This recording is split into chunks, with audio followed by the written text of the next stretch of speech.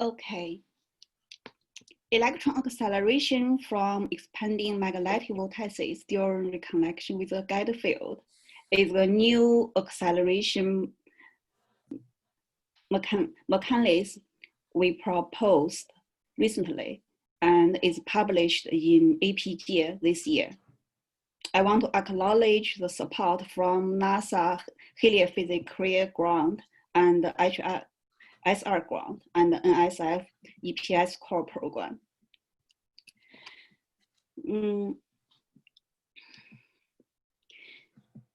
We use particle in-cell simulation to carry out a magnetic reconnection study. The current sheet is a double force-free current layer, periodic boundary. Mass ratio is 100. Because this is a force-free current sheet, there's all natural, there is a VEX velocity share, electron velocity share in X direction. So electron carrying Helmholtz mobility is driven during magnetic reconnection. This is current sheet evolution at different times. You could see around the omega IT equal 15, EKHI just start, but at 23.5, we can see the formation of the vortices. And then the vortices expanding very fast, and the reconnection saturate around omega IT 35. And this reconnection rate is about 2 times faster than typical reconnection process.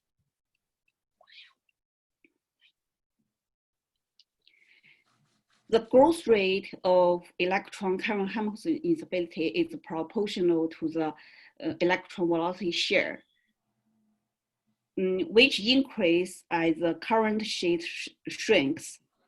Electron carrying Helmholtz instability enhance the dissipation of the magnetic energy through fast expanding of vortices. And this result a 2-stage evolution. And here I show the magnetic turbulence energy spectra. You could see before omega IT equal 20, the spectra index is about minus 1.5. And then after omega IT equal 20, around 23, around 24, omega IT equal 24, the index jump become softer and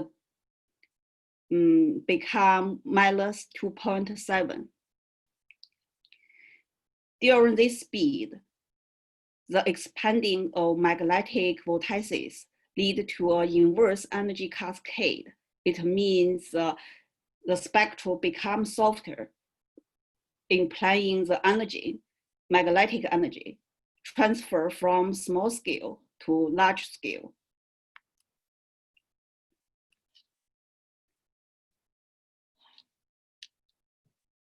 The fast expanding of magnetic vortices also lead to a fast variation of magnetic field. So a stochastic inductive electric field is generated by the fast variation of magnetic field. I show here is stochastic inductive electric field. Inside the vortices, the background, the green background is current sheet, JEZ. And you could see it's covered with the electric field. That inside the vortices, there's a blue and red color. That's the electric field.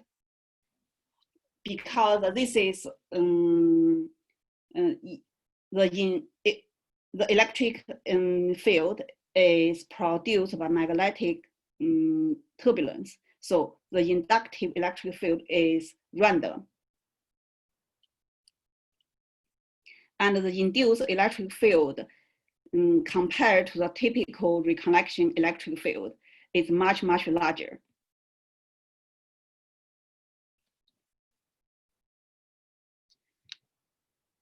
During the electron-Helmholtz instability, the inductive electric field also produce electron acceleration, because electron-Helmholtz instability, mainly in the reconnection plane, the dissipation of magnetic field is the component is also in reconnection plane. So the electric field is produced in the Z direction. You could say we plot the electron velocity distribution function. The green line in the right side, you could say it's in the Z direction. It's a VEZ, velocity distribution function. You could say the acceleration in Z direction is much larger than in X and Y direction. And the plot in the left side is the energy, electron energy distribution function. We plot, this is kind of confusing. You could focus on the solid line. The solid lines are the evolution of the energy spectra at different times in the magnetic vortices. The dashed line are the energy spectrum in the magnetic island. You could say around the blue line, around the omega IT equal 15, the acceleration is still weak, but the first stage, linear stage acceleration, around the omega IT equal 20, is a brown color line, solid line. It has, the energy spectrum has become polar. The index is about -7.5. And then the electron-Helmholtz instability enters the nonlinear stage and grow very fast, expanding very fast, and acceleration also become very fast. And the energy spectra directly jump to the light, the orange line, around the time around 25. And the spectra becomes, the index is about -3.5. Compared to the dashed line more gradual evolution, and all compared to solid line is less powerful, because magnetic island is, even though there are some electrons transport to magnetic island, but still the accelerations within magnetic island had different acceleration mechanism. This is Dr. Quarles. I'm afraid we're going to have to jump into to wrap up. We've got another session starting in probably just under a minute. So we're going to move on to the next session. I want to thank our speaker. Very, very interesting presentation. And unfortunately, we won't have time for questions. We are keeping a very time schedule as people switch from session to session, everything being run virtually. So we really need to start the next one right on time at 10:10 in just a few seconds. Again, thank you very much, Hai-Hong Chien. And we're going to bring up the next presentation. Thank you.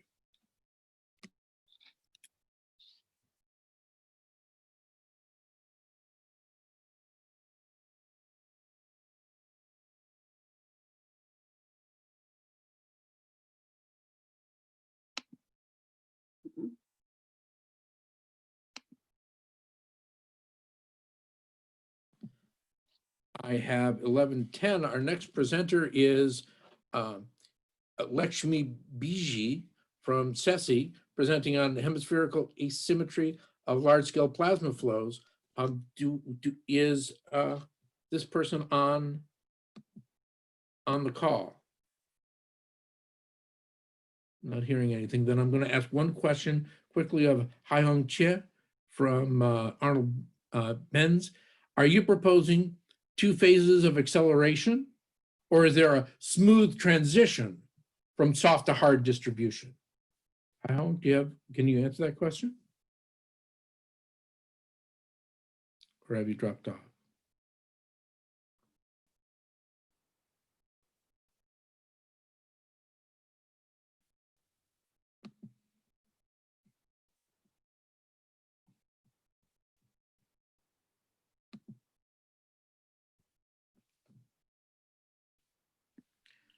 I am not seeing our second speaker, so we could have some discussion on this if people are interested.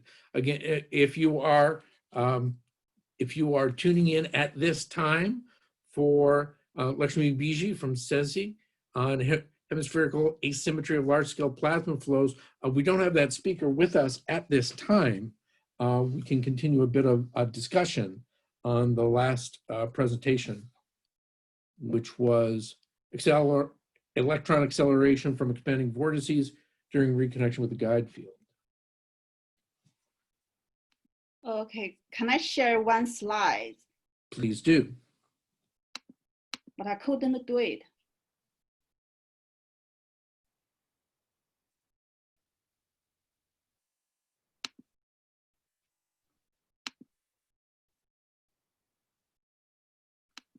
It's not moving on our end.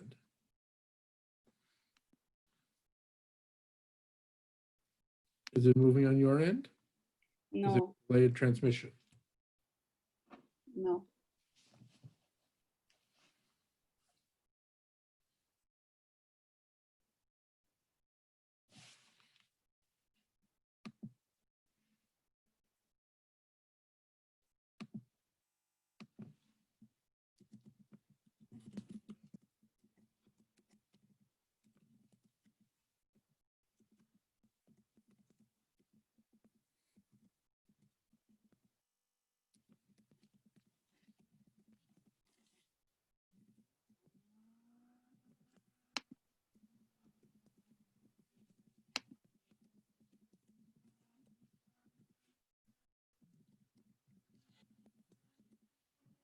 Can you see my plot? Yes. Okay, good. This is a comparison to the observations. The left side is observation from Griggs and Barnes paper published in APJ. And another one is Battaglia, published in 2005. You could say this is one solar event, and the spectra index gamma evolve with time from the right x is spectra index, and the gamma evolve about -6 to -3. And the bottom is another observation from Battaglia paper. You could see the index has a very large, this is a statistical studies. You could see the spectra index has a very large, diverse distribution from 2 to 7, even 8. And this is consistent to our simulation. It can produce, also has a 2-stage evolution. The index evolve from -3.5 to -7.5. And we show this is a second order form acceleration by stochastic inductive field EZ. And during this time, the growth time, electron Helmholtz instability, is much, time scale is much larger than omega CE and cosine theta. Because we have a guide field in force-free reconnection, cosine theta is much smaller than 1. We also show the distribution function energy spectra is related to the guide field, the ratio of guide field and the asymptotic magnetic field, and also related to the ratio of the spatial scale of the inductive electric field and the spatial scale of the magnetic vortices. And our theory consistent with the simulation.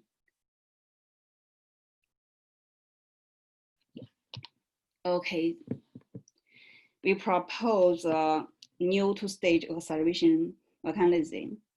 It can self-consistently explain the solar energy particle polar energy spectra and the solar flare X-ray soft hard spectra evolution. And the very soft energy spectral index can be up to -7. I think this is for the first time we gave a self-consistent model for the solar observation energetic electrons. Okay, thank you.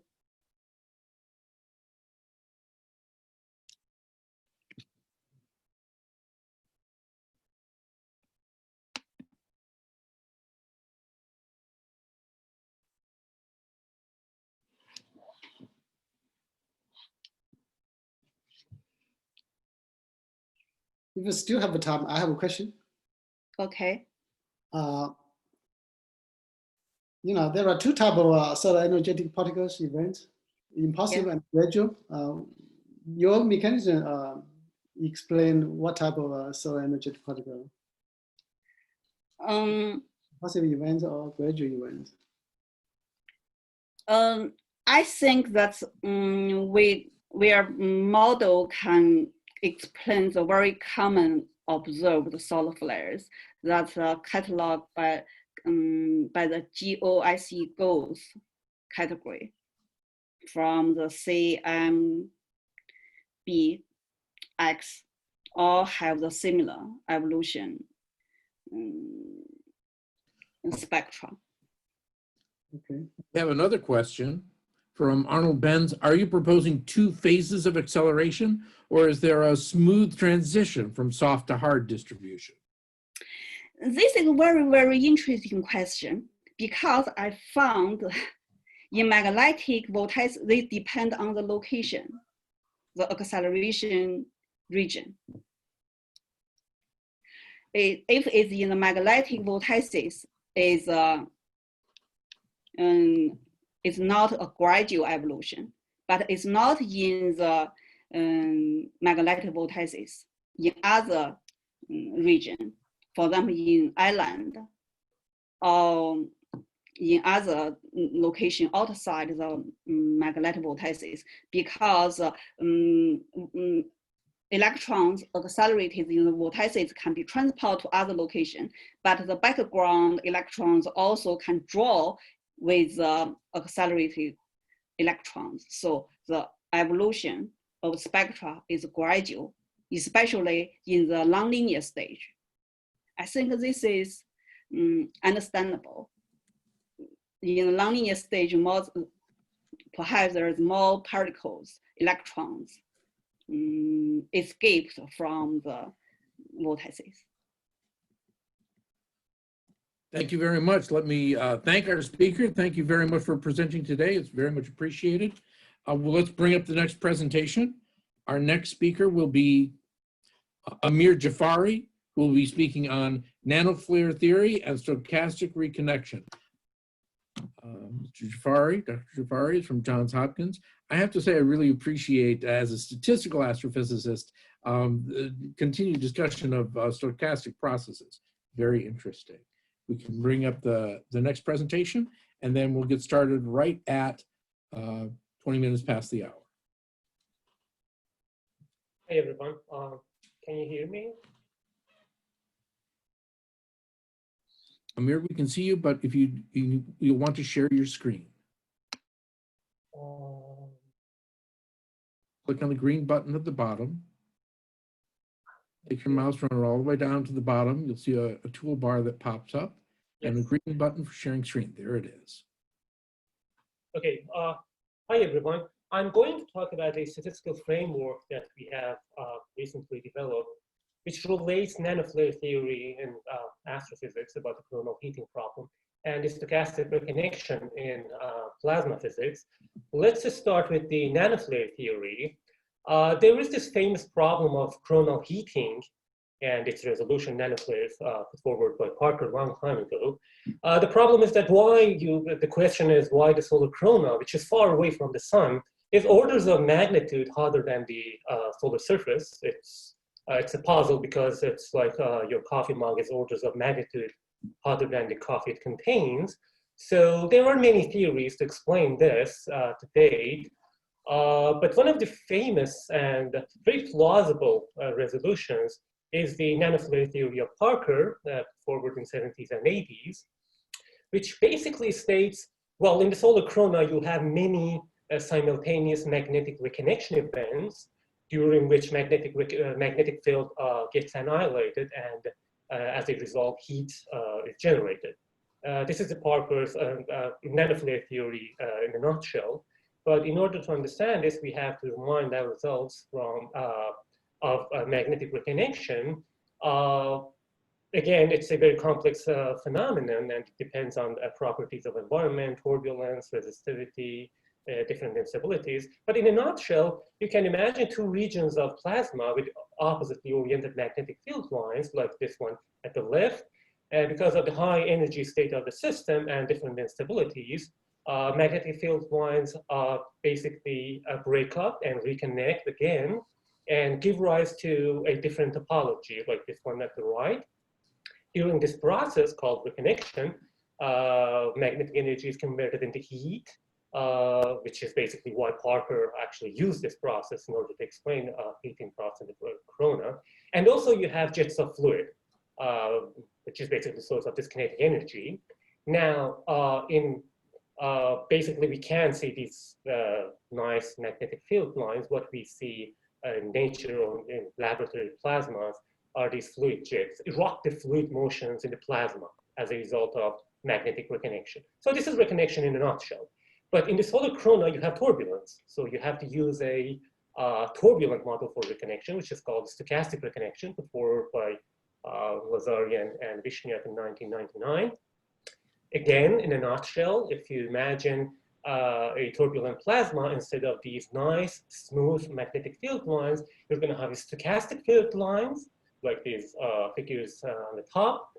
And so turbulence basically brings distant field lines, stochastic field lines together locally. They can reconnect and give rise to local fluid jets. So in a turbulent plasma, what you have is something like this.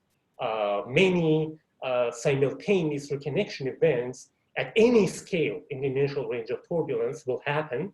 So sometimes they are in phase. So you can get a single large scale reconnection, which is called the stochastic reconnection. But otherwise, you're going to have these small scale events all the time on all scales. So this is part of MHD turbulence, basically. And each one of these single reconnection events generate heat. So already you see the relationship, the similarity between this stochastic reconnection model and Parker's nanoflare theory, because in that theory you see you have many simultaneous reconnection events. But we can actually study this quantitatively. We have done this in a series of recent papers. And basically what you have here, the idea is to define a geometric spatial complexity level for a vector field, like magnetic field, or velocity field. So you have magnetic complexity level, SM, or kinetic complexity level, SK. I don't have time to go to mathematical motivations for these formulas, but they are time-dependent functions whose value actually varies between 0 and 1. 0 means you have very low complexity smooth field, and a number near 1 means you have high complexity, very tangled field. So you can use these quantities for magnetic and velocity fields in turbulence. And if you get the time derivative and find the relationship between these and magnetic energies and other matched equations, a picture emerges that is very interesting. It says that in turbulence, you have a very tangled velocity field, which means kinetic complexity increases. But because magnetic field tends to follow the fluid motions by stochastic flux freezing, this is a generalization of Alfvén flux freezing, magnetic complexity increases as a result. So magnetic field gets very tangled. But when magnetic field is very tangled and complex, you're going to have many local reconnection events, which means jets of fluid again, and kinetic complexity increases again, so on and so forth. So you see this is a like a cycle. And if you use numerical simulations, we've done this using Johns Hopkins turbulence database, you see this agreement between this picture and numerical simulations as well. Again, I don't have time to explain details in this graph, but this graph actually pictures these two kinetic and magnetic complexities. These black dots represent local reconnection events. When you have maximum magnetic complexity, the kinetic complexity increases as a result, and also vice versa. I mean, these are very correlated. And so figuratively, you can say that in turbulence, you have a very tangled velocity field. This is kind of intuitive. But as a result of flux freezing, magnetic field gets very tangled, and you have many local reconnection events, which means that these fluid jets, local fluid jets, maintain or enhance turbulence. And also, we can show that this gives rise to a statistical correlation between the rate of change of magnetic complexity, I mean, its time derivative, and also energy dissipation rate, magnetic energy dissipation rate. Again, from numerical simulations, you see this kind of nice correlation, and this is kind of typical. We have other graphs which look basically very similar to this graph here. So in conclusions, nanofluid theory of Parker is intimately related to stochastic reconnection, and this stochastic reconnection is very efficient in heat generation and also complexity level. All this picture actually can be studied using a single quantity, which is called complexity level for magnetic field, velocity field, electric field, and I guess that's it. Thank you very much.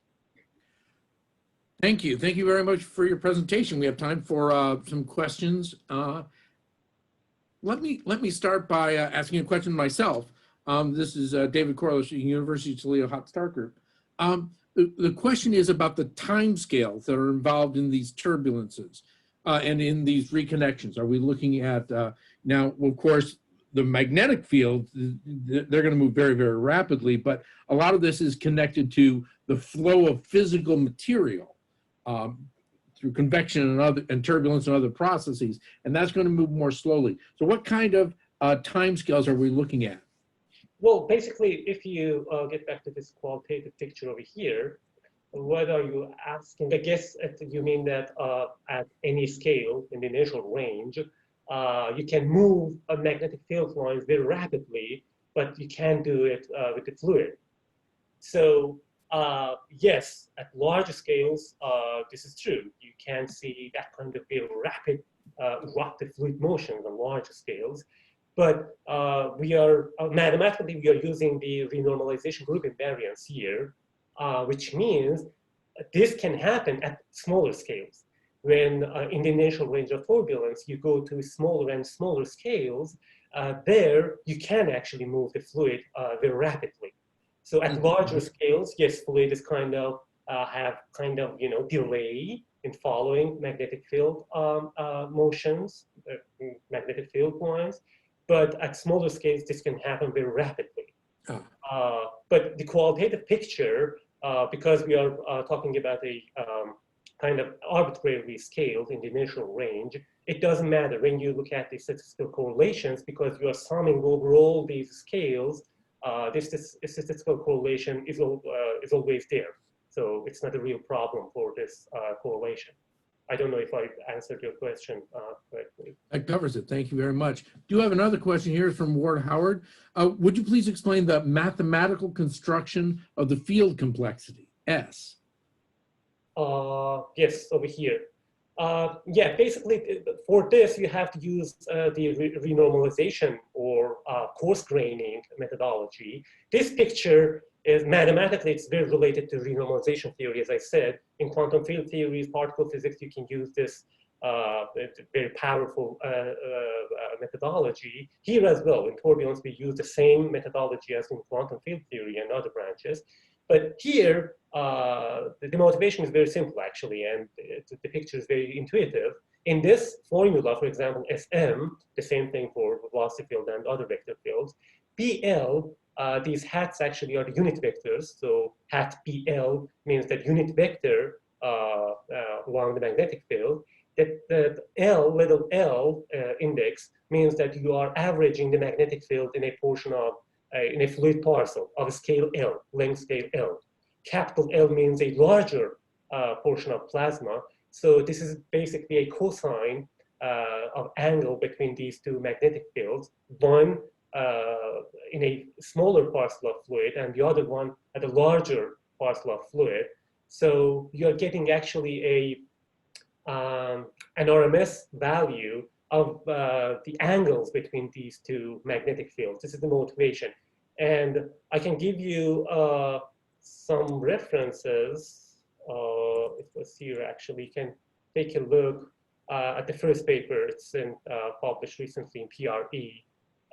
There are all sorts of mathematical details about this and the statistical things about time series and this formula as well. You can find the motivation, physical motivation for this definition in that paper, the first paper, I mean.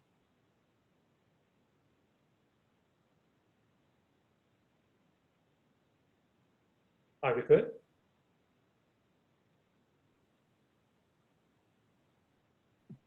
Let's thank our speaker. Thank you very much for the for your presentation today on behalf of the conference and the session. Thank you very much for your talk.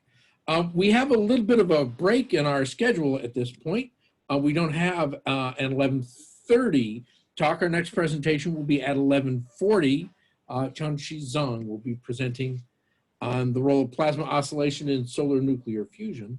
That'll be coming up at 10:40. So you can take a little break, or if you're staying on for the session, we're open for more conversation.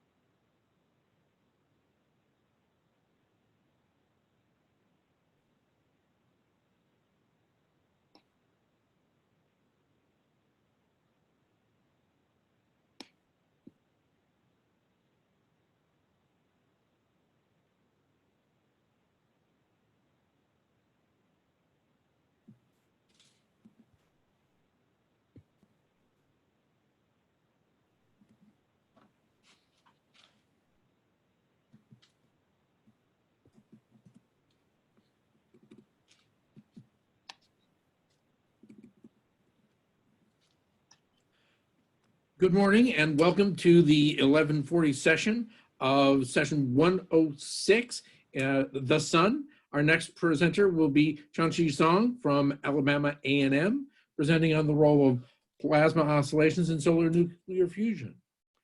Please take it away. Thank you very much for presenting today. Good morning. I'm TX Song, Professor of Physics from Alabama A&M University. I'm going to present my recent research on the role of plasma oscillation in solar nuclear fusion.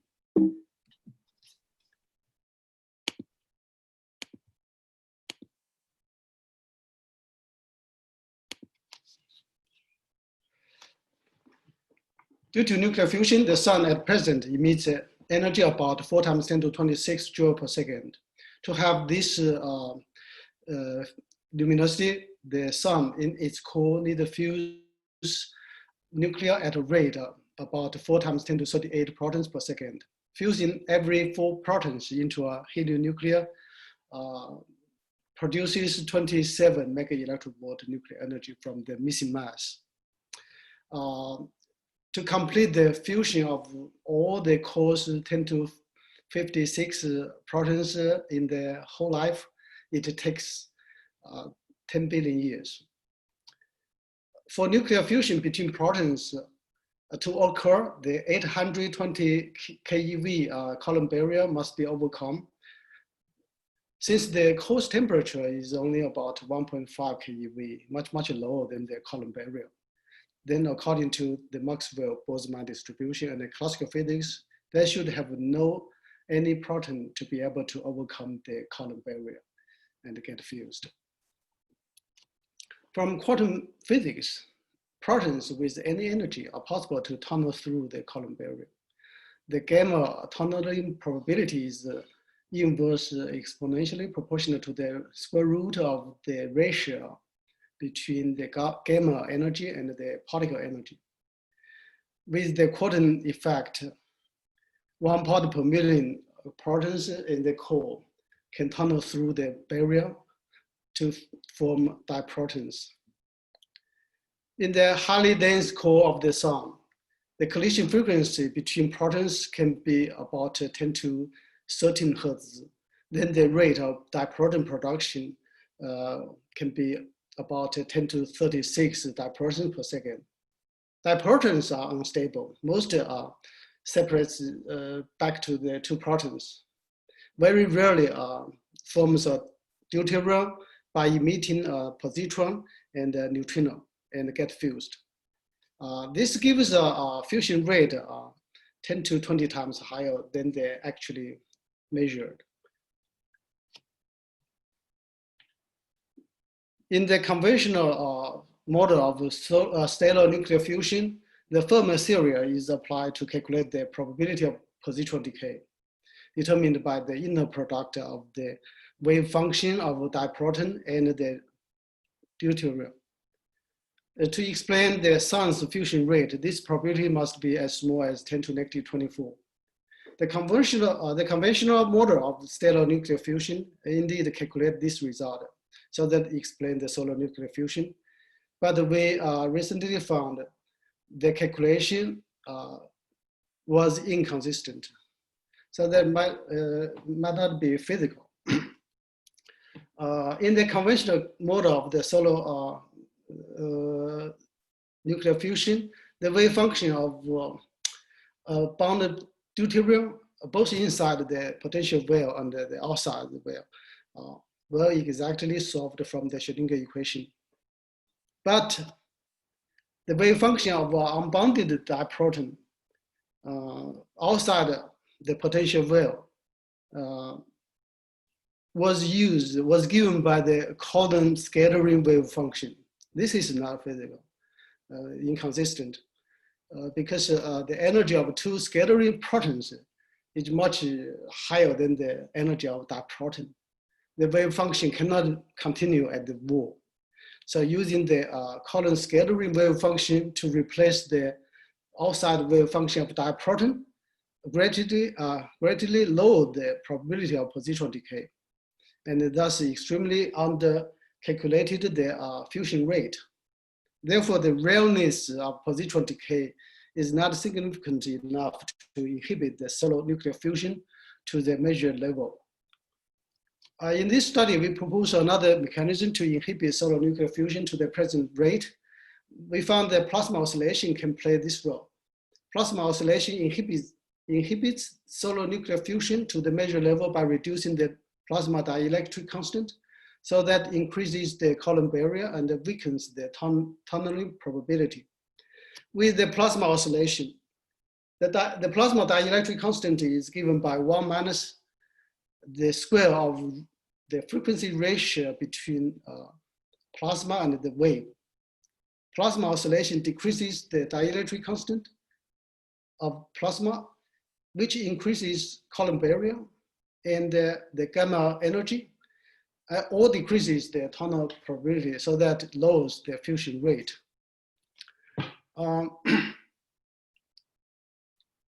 We consider the fundamental plasma oscillation, long mu wave. It is shown that the frequency of long mu wave in the sun's core plasma about 1.3 times the plasma frequency. This reduces the plasma dielectric constant by about 2/3, and thus extremely lowers the fusion rate to about the measured level, 4 times 10 to 38 protons per second. This is consistent with the measurement.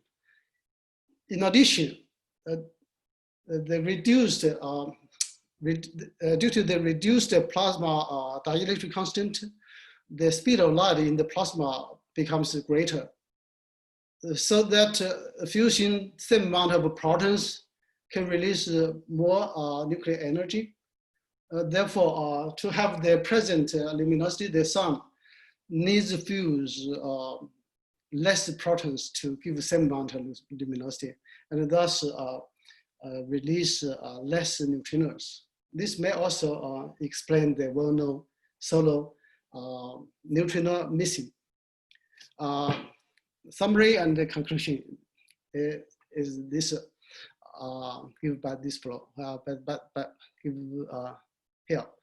The conventional calculation for the probability of positron decay was not feasible.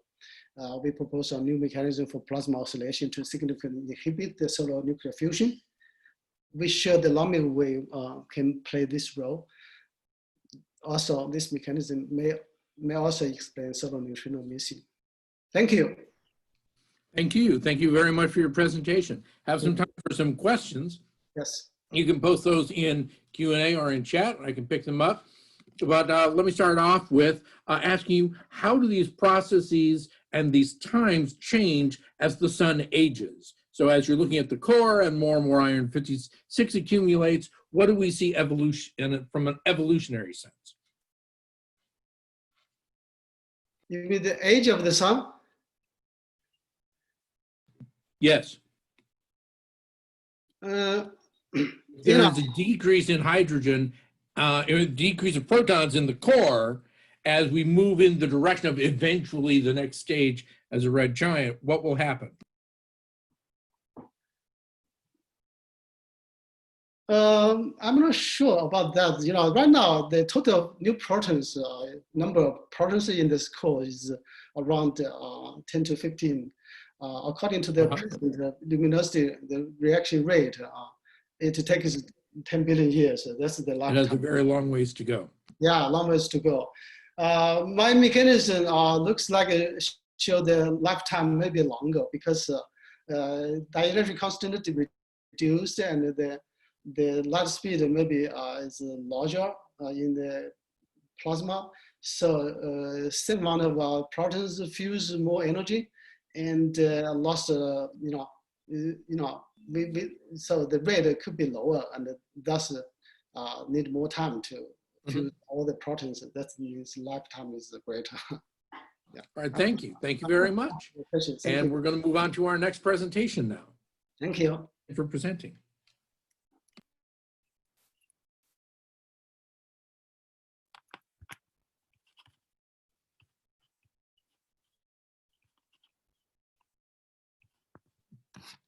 Let's welcome our next speaker. Our next presenter is Emily Mason, who will be presenting on magnetic origins of cold plasma in the sun's corona. Emily? Thank you. Thank you. Okay, so we're going to be talking about basically null point topologies today. So I'm going to jump into those, a little bit of quick background. These are structures that form in the low corona, essentially where you have a mostly unipolar region, and then you have a small parasitic polarity crop up. Around that, you get what's known as a polarity inversion line or a neutral line. So you have some magnetic field lines that close across that line from the negative to the positive. And you can see in this diagram that you get an inner spine that forms, and basically this kind of dome structure. While around that, the open field surrounding it kind of converges over it and makes this outer spine that extends up higher into the corona and either connects back to the sun if it's closed, or extends out into the solar wind. The interesting part and why these are called null point topologies, though, is this area in between where the field lines diverge and the magnetic field actually drops to 0 there. And that leads to all sorts of interesting plasma dynamics. So this is an actual SDO image of a null point topology. You can see that dome shape is still there, and the spine extending out, the outer spine into the upper corona. And these are very ubiquitous in the low corona, and they can vary widely in size. The ones that I'm going to be focusing on have a height determined by where the null is located between 50 and 150 megameters. And what I found is that a new subset of these structures that we're calling reigning null point topologies actually show abundant coronal rain. And coronal rain, as a quick crash course, is catastrophically cooled plasma. You can see it forming and falling along this field line in this movie. This plasma is about 12,000 Kelvin. So the plasma starts out at a coronal temperature, a few megakelvin, and it cools down to photospheric temperatures in a process that takes about 5 minutes. And there are several formation mechanisms known for it, such as heating cutoff during a flare or thermal non-equilibrium. But the coronal rain that we were observing with these actually does not fall into either of those categories. So the reigning null point topologies are decayed active regions. You can see in this composite EUV image of the sun that you have a coronal hole here, a polar coronal hole extending down towards this structure. This structure is the RNPT. These all form near or actually completely within a coronal hole boundary, but they're always on that open-closed boundary. And as I mentioned before, they're between 50 and 150 megameters in height to the null. Here you can see an HMI magnetogram where you can see the same structure from that cartoon, essentially. You have this negative polarity region that is isolated and completely surrounded by a positive polarity region. And the red line that's drawn on is that polarity inversion line I was talking about.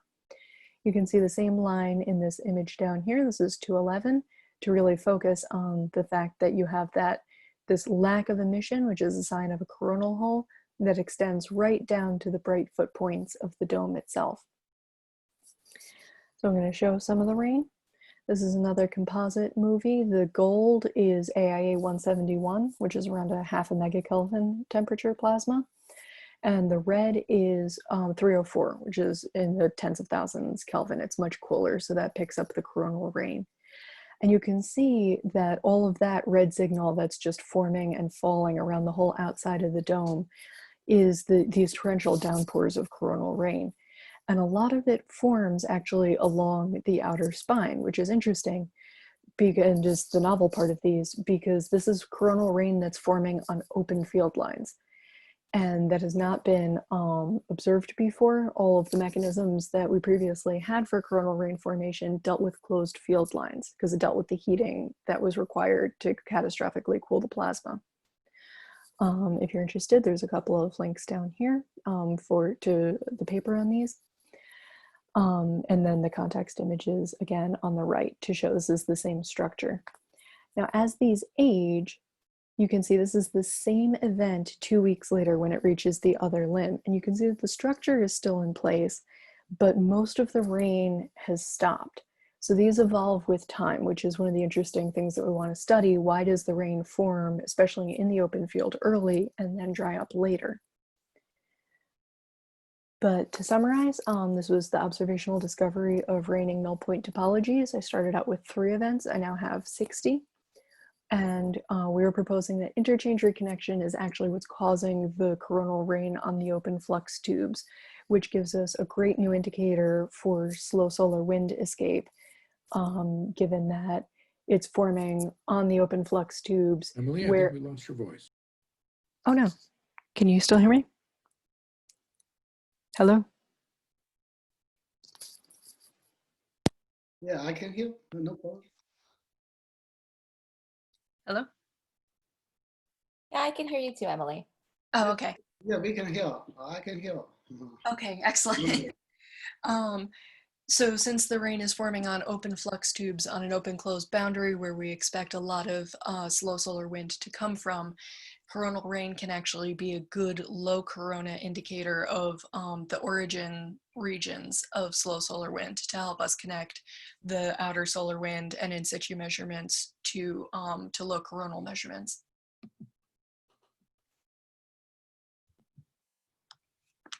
So thank you. Questions? Thank you. Thank you very much for a wonderful presentation. Thank you.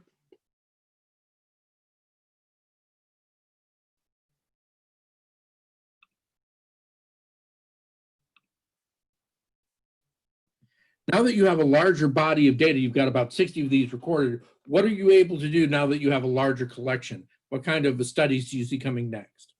The plan for me is to kind of look at their lifespans more, and especially to really study, now that I have so many, to be able to track these across the disk with the magnetogram data so that I can get more of an idea of what it is about the decay phase of an active region.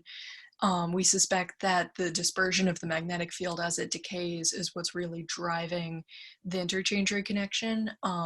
But we didn't have enough evidence for that before, but now we should be able to do a more in-depth study of how the magnetic fields change with time. Actually, we just got a question on that. Dale Carey asked, can you explain more about the interchange reconnection? Now you're saying that you need more data for that, but what is the current state of the art? What do we know about that interchange reconnection at this time? So we know that it happens very frequently on the open closed boundary. You know, it's one of the characteristics of it. And basically the structure that we think causes the rain is when you have what was a closed loop that has very hot, dense plasma on it with nowhere to go, reconnects with an open field line that has much more tenuous plasma on it. So you end up with this mismatch essentially, and that hot dense plasma at the bottom is going to push up and try to expand, come to a pressure and thermal equilibrium, and we expect that some of that plasma will escape and become slow solar wind, but that not all of it will have the sufficient velocity to do that. It'll cool off too quickly, turn into a condensation, and fall back down. So that's how we think the interchange reconnection is going to play into the coronal rain formation. I'm going to be doing some 1D hydro models of that to test and see if it matches what we've seen in slow wind signatures. Thank you very much for that answer and for your presentation. A wonderful presentation, wonderful graphics, really great stuff. Thank you. We'll now be moving on shortly to our next presentation.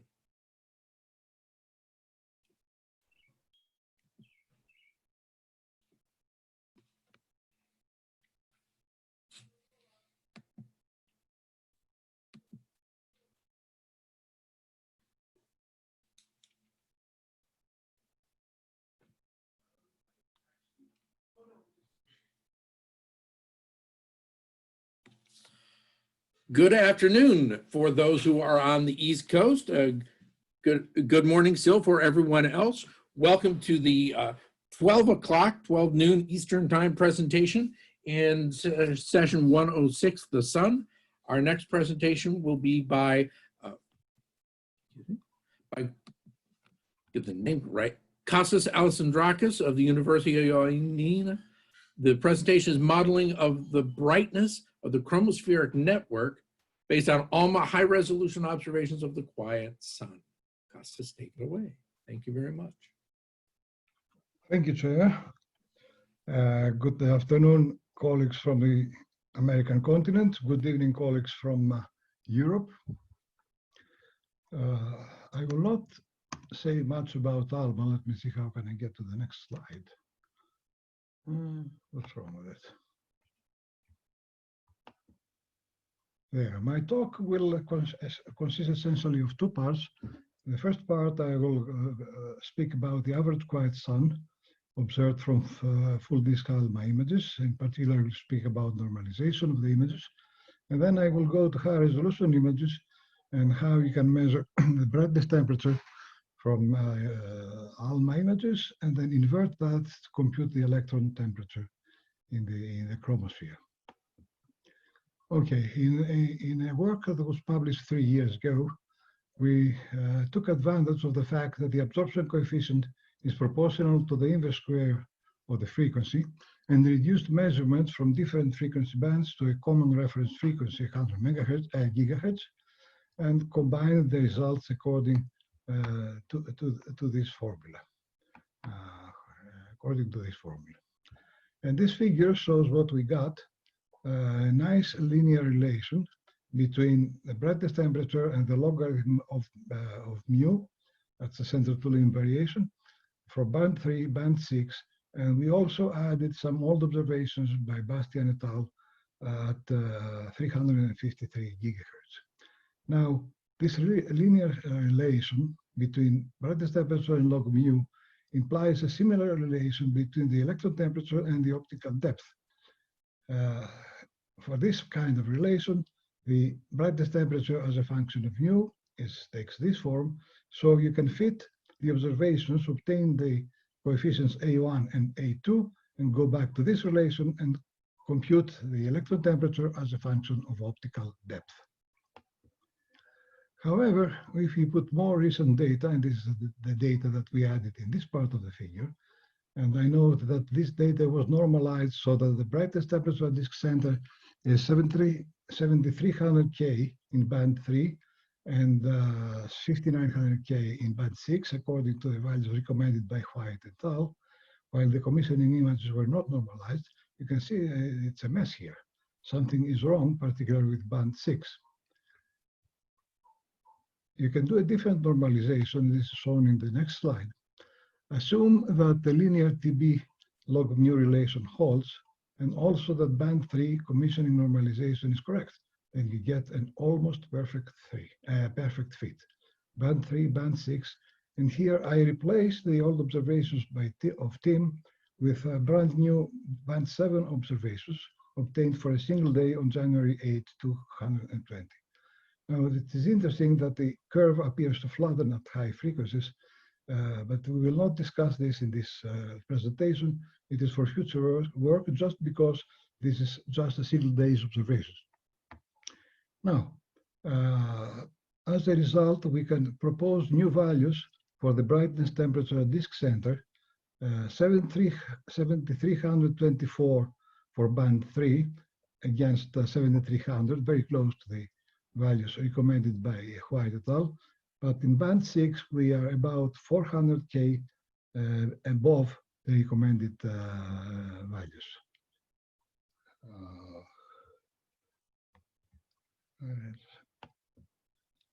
We can, as I said before, we can fit the brightness temperature, the center to limit variation of the brightness temperature to get the coefficients A and 2, and from that get the electron temperature as a function of optical depth. This is shown in the plot here. The magenta line is what we got now, and the dashed black line is what we had obtained in our 2017 work. The black curve is the model C of Fontaine et al. Of 93. The blue is the model A, which is for cell interior, and the red is for the network. Now let's go to the high resolution observations. When I say high resolution, don't think it is milliarc seconds. It's not even a tenth of arc second. we get a resolution of about 1 arcsecond in band 6 and about 4 arcseconds in band 3. And we also have very small field of view, which gives some problems about statistics. So we use the observations of 2017, which you saw in the first slide, 2018, and we also took commissioning images near the limb. Now, next thing is to decide what is cell and what is network. Here we used 50% cell and 50% network segregation. And you see in the plots that in spite of the scatter of the data points, you still get a good linear relation for the cell interior and also for the network. Note that the cell interior is above the model A of FAL93, and the network is below the model F of FAL93. Now use a different segregation. 80% low is cell, and highest 4% is network. Why is that? Because model A comes from Vernadze Averton-Lozer model A, which has this segregation, and the model F comes from assuming that highest 4% is network. You can still see that the cell is above model A and network is below model F. If we go now to the electrode temperature as a function of optical depth, the thick lines is what we obtained from ALMA for the first segregation and the second segregation. You can see again that they are in between the FAL models A and F. And also note that the two curves diverge as we go to smaller optical depths, which means that the contrast is increasing with height. What happened? The conclusions. Verified in the empirical linear relation with the brightness temperature and logarithm of mu, which implies a similar relation between the electron temperature and optical depth. We proposed a new normalization for band 6. The TB log mu relation appears to flatten in band 7. This is to be exploited further. The linear relation holds also for cell and network. And the cell interior is brighter than that predicted by FAL93 model A, and the network is darker than predicted by model F. Now, some thoughts about future work. It is absolutely necessary to have a better absolute calibration for ALMA full disk images using the moon as a standard if possible. Need more high resolution band 3 and 6 images to improve statistics. Check further the band 7 situation, and something that we have not done yet is to examine the polyquator difference in polar brightenings. That's all, folks. Thank you very much. And I will go back to the references. I will go back to the conclusions and ready to answer your questions. Thank you very much. Do we have any questions?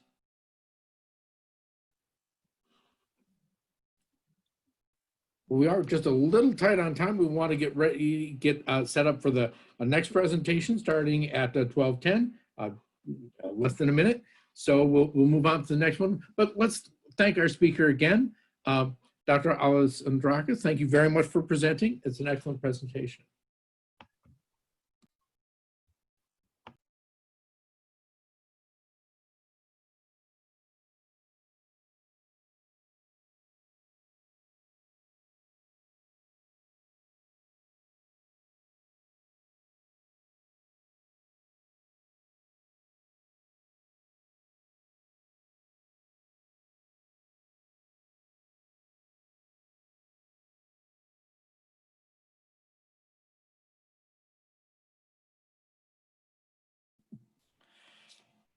Good afternoon, good morning.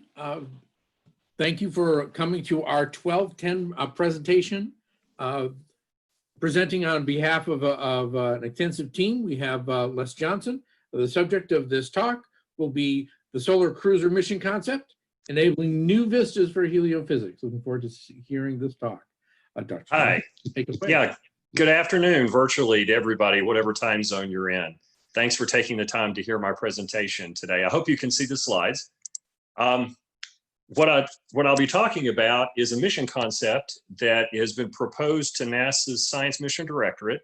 We're in the middle of a phase 2 competition. We've just finished a phase A study of it, and we'll be soon submitting our concept study report, and we'll find out if we're selected for flight later this year. But basically, it is a solar sail technology demonstration mission called Solar Cruiser. And what we'll do is, if we're selected, we'll ride as a ride share on a mission that launches in 2024. And we'll take a large solar sail, unfurl it, use the continuous pressure from solar photons to cruise past the Earth-Sun L1 point and station keep hovering in an artificial halo orbit sub L1 along the Sun-Earth line for 10 months. And in doing so, we'll demonstrate the capabilities of an advanced solar sail propulsion system for future heliophysics missions in many, many categories.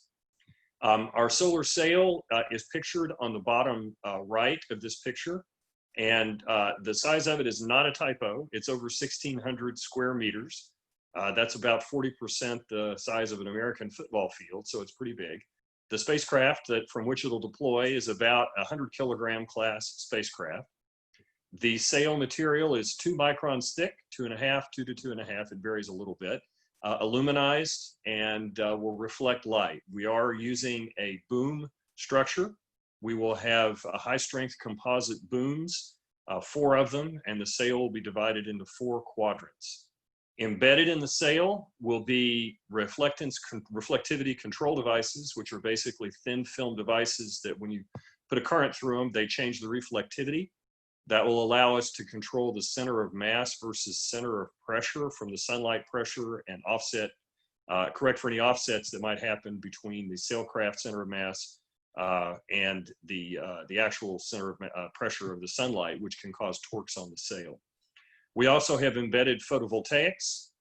Those thin film photovoltaics will just be a demonstration on this flight, but in the future, they could cover a significant area of the sail and provide augmented low weight power for future sailcraft farther from the sun. Just a quick tutorial on solar sails. Solar sails use solar photon pressure for thrust, so there is no propellant on board. That's the advantage of a solar sail.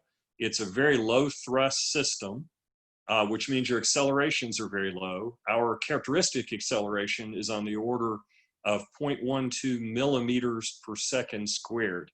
So at any moment in time, you might be wondering if we're accelerating, but over time, we can get significant delta V. In fact, over a 10-month mission, we'll get in excess of about 5 kilometers per second of delta V, which from a propulsion system that is going to weigh very little, on the order of 30 kilograms, that's a lot.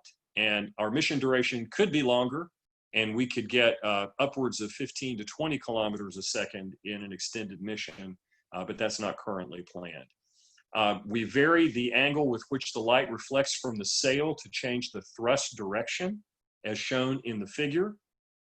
And we do that in many ways. We have reaction wheels on board. We have those reflectivity control devices that are there. And we have the center of mass, center of pressure offset from an XY translation table that we call an active mass translator. And that lets us vary the solar torque on one area of the sail versus another to give us tip and tilt control. And through that, we can vary the thrust vector and use that for navigating from point A to point B, which is part of the goal of the demonstration of the mission. This mission is a tech demo. We aren't carrying any science instruments. So if your question is what solar science are you going to do? We won't actually perform science if we're selected. We are in fact a tech demo. Our goal is to prove out this platform so that scientists can put their observing instruments or in situ instruments and go do science from novel locations that are currently impossible. This is not a new idea. It's been around for a while. The technology's been evolving for decades. I personally have been involved for 20 years. If you look at the lower left corner, you'll see a very large sail, 400 square meter sail. that I managed the program where we did ground technology development of that. That's actually a picture of a deployed sail at NASA's Plumbrook facility where we did thermal vac testing on it. At the end of that program, there was no sustained funding for sail work. So what we did is we cut up one of the quadrants, which is circled in red, and we built what was called NanoSail. That was at the time in 2010 when CubeSats were first coming along. So we deployed in Earth orbit the US's first solar sail. It was called NanoSail D. It was 10 square meters, used metallic booms, deployed from a small CubeSat provided by the Ames Research Center. We built this at NASA Marshall, the sail system. You can see our team pictured there, and then there's an artist concept of it in flight. The Planetary Society then built off our design and successfully flew also from a 3U CubeSat larger sails, but they were basically based on the NanoSail D design. And LightSail 1 and LightSail 2, incredible achievements in Earth orbit of controlled solar sail flight on LightSail 2. Again, it didn't do science, but it was a tech demo of a fairly large sail, 32 square meters. I'm also the PI of the Near-Earth Asteroid Scout, which is an 86 square meter solar sail that'll fly next year. It's also based on the design that we had from NanoSail D, and we're evolving the NEA Scout sail design of 86 square meters to build one 16 times larger, which is Solar Cruiser. In the interest of time, I'll just show you here a drawing of where all the parts are located. We're a 10-month mission. We'll launch, check out the spacecraft, deploy the sail, cruise sub L1, and do the capability demonstration of the sail at that point. You should know that what a sail can do in addition to thrusting to get to the sub L1, solar sails can be used quite effectively to crank out of the ecliptic plane. In fact, one of the missions we want to demonstrate is the capability to get a small spacecraft with observing instruments into high solar inclination orbits defined as 60 degrees or higher within a reasonable amount of time, under 7 years of flight time, taking science data all the way from the ecliptic up above 60 to 75 degrees to give heliophysicists views of the sun's poles. You can also use solar sails for extreme sub L1 space weather observations, potentially doubling the warning for solar storms, and the capability will be enabled to do that from the flight of Solar Cruiser. There's also other missions that are enabled from this, such as Earth pole sitters, where you could have the equivalent of a geostationary satellite, but instead of orbiting the Earth, it uses solar pressure to offset the Earth's gravity and hover over the poles. You could do this much easier at Mars to do sustained observations of Mars polar regions and otherwise. So with that, I'll stop and take any questions in the time we have remaining. Thank you very much, Dr. John, for presenting. Very, very interesting. You need lots of opportunities with this new observing platform. Questions? We have a question from Dennis Just. Very interesting. Any possibility of a mission extension after the 10 months? I had the same thought. So let's suppose that it lasts longer than the 10-month allotted. Sometimes missions, you have that opportunity. What do you see going beyond 10 months if it's possible? Well, if we had more time, one of the things I would do is really increase the solar incidence angle.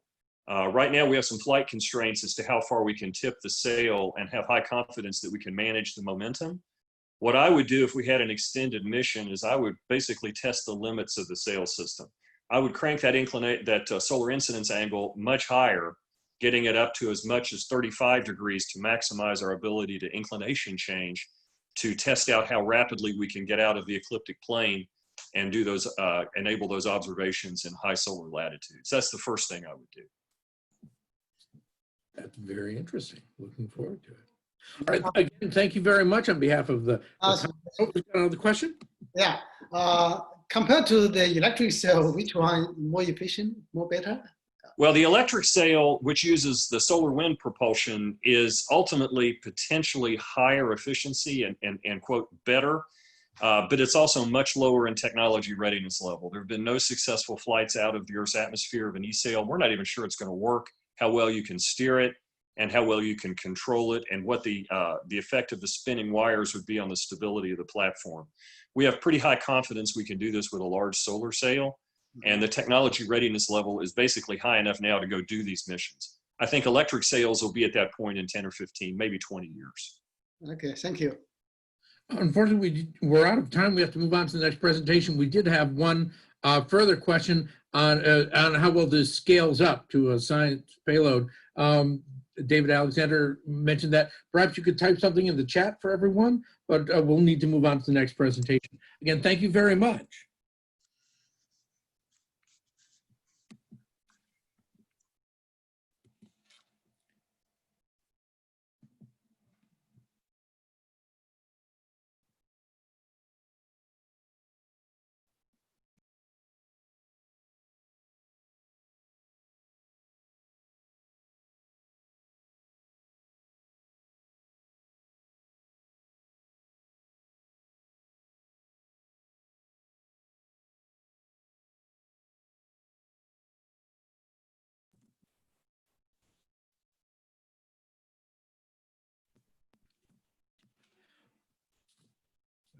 Good afternoon and welcome to the 1220 presentation. This is the last talk in this session on the sun.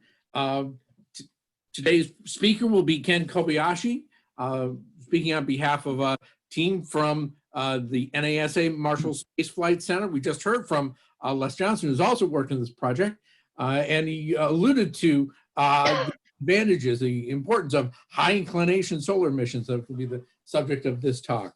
Dr. Kobayashi, go ahead. Hello, thank you for your time for attending our session. This is an extension of the talk we just heard from Les Johnson. This is an example, a design study on what can be done using the sail technology that we're developing for the solar cruiser and apply it to a larger near future mission.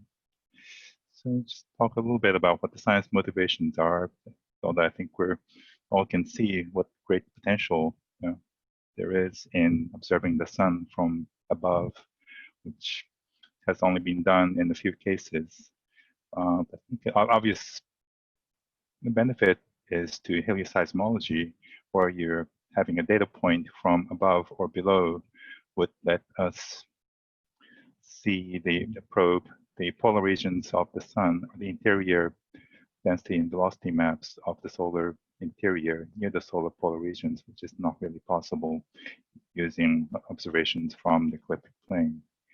The other big, huge benefit is polar photospheric magnetic fields. We can see it to some extent. I was showing the Hinode was famously made, the observations of these polar magnetic patches, but they are very limited in the view angle and the limited number of opportunities possible per year.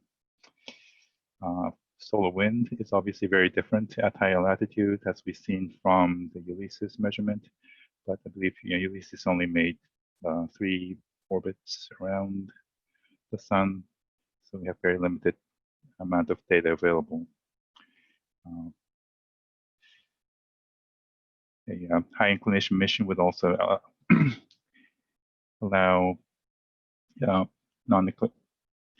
high latitude measurements of in situ of the interplanetary magnetic fields, and there can be a potentially huge benefit to space weather, because even though we can have multiple vantage points along the ecliptic plane to look at CMEs, looking at it from the above is a unique vantage point, because you can see the CME propagate across the solar system, not just an edge-on view, but a clear view as it propagates through the ecliptic plane. So Les has already covered a lot of the background, so I won't go into it, but I'll touch a little bit about what other technologies there available there are. If you try to send a probe directly into a high inclination orbit, take significantly more energy than even the fastest probes we've ever sent into space. And gravity assist is a possibility, because that's already been done by Ulysses, but that generally involves going all the way out to Jupiter, using its gravity to go into a highly highly inclined orbit. But then you end up in a very long orbit. Ulysses was a 6.2-year orbit. It's a very elliptical orbit. And of course, it'll be very far from the sun for much of the orbit. Electric propulsion is a possibility, but you end up using a significant amount of the spacecraft mass for propellant. And you have a stream of artificially generated ions and magnets that may interfere with a lot of the in-situ measurements. And so solar sail has a clear advantage in that it requires no propellant once it's launched. And so it can go on to higher and higher inclinations without depleting its or any consumables. And it's already being tested in many demonstration flights, as we have listed here. So the high inclination solar mission concept was to send a spacecraft into a high inclination orbit. The goal was 75 degrees heliographic inclination. And goal was to do that using the sail developed for the solar cruiser. So we're using the exact same sail architecture, same sail deployment mechanism, and same sail membranes. It's using the RCDs, the reflectivity control devices that are being developed for solar cruiser, and also the polyimide embedded photovoltaics. What's different is the size. It's been scaled up to 7,000 square meters. And to do that without a significant weight increase, there is one. The most promising way is to spin the sail at about 1 RPM, and our feasibility studies show that 7,000 square meters can be achieved with a 52 kilogram mass for the whole sail system. And of course, the solar cruiser mission is already taking that into account, and will experiment with a spinning mode near the end of the mission. So we've selected some solar instruments. We have 46 kilograms estimated for the instruments, 60 kilograms with margin, and that includes a helioseismology and photospheric magnetic field instrument, a visible light chronograph, and a set of magnetometers on the boom, a plasma spectrometer for high energy particles, a Faraday cup for solar wind measurements, and electrostatic antennas and surgical magnetometers for plasma diagnostics. This is what the spacecraft bus looks like. So it's a 7,000 square meter sail with a circular hole in the middle to prevent the sail from interfering with the measurements or with the thermal design. We have a D-beam platform between the spinning sail and the bus. So this allows the sail itself to spin at 1 RPM and still be able to observe the sun while the spacecraft cranks up from ecliptic to higher and higher inclinations. And we had some concerns about that the spinning sail might have a precession to it. So that's why we've designed a gimbal mechanism between the two sections of this hub. So there's the science bus and the lower bus. They're connected by a flexible gimbal. So the science bus contains the usual reaction wheels and star trackers and sun sensors. So that is stabilized to our arc-minute pointing stability, pointing accuracy. And that is stable and accurate enough for all remote sensing observations of the sun.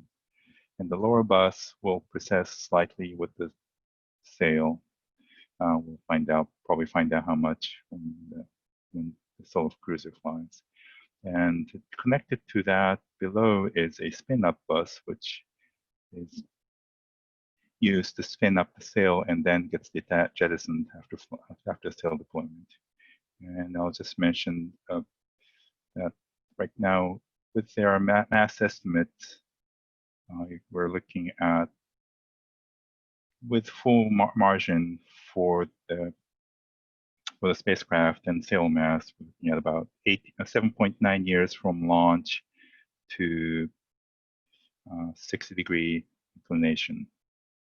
And if we can reduce the mass to the estimated with no margin, that would drop down to about 6.7 years.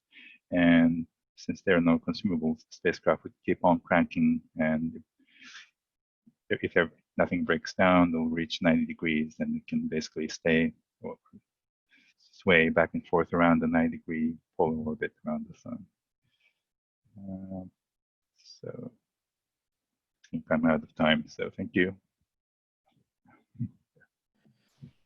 Dr. Kobayashi, thank you very much for your presentation. I'm afraid we don't have time. At the same time, perhaps the technical assistance will be, correct me if I'm wrong here, this room will be closing, but not immediately. So I think people can stay on to ask more questions. Is that correct? It's my understanding we can.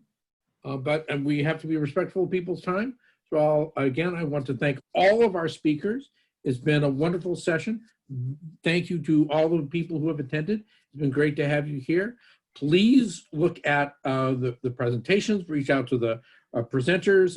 Much of this information in more detail is available in published papers and other online connections. So I invite you to continue to look into these fine talks.